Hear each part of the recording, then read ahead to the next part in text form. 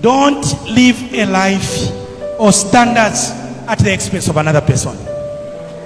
Ukukwereka ma standard in a fire boyfriend uwensha motoka. The first thing now ask yourself, what car is your father driving? Because how do we expect?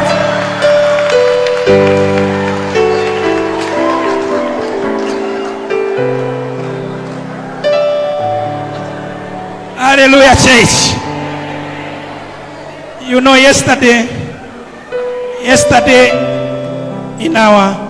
we were driving with my wife. I think somewhere we passed Nipa, and then I gave my wife a story.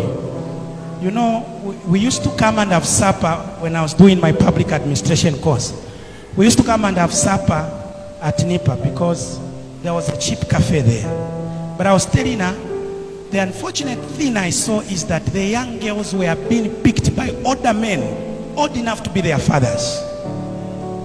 These are the people and I was saying, do you know the reason they are doing this? They can't relate with their young boyfriends.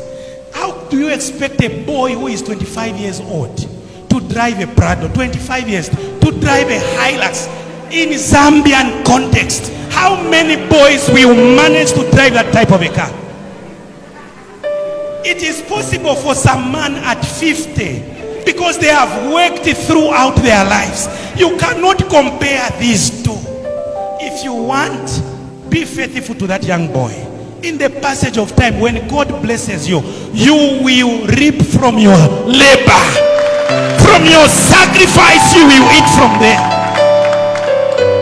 No wonder these are sisters are sleeping with older men because for them they want luxury. They have no patience to stand with this little boy, to finish university, to hustle after university, to get a job after university, to get promoted after a job. They have no patience.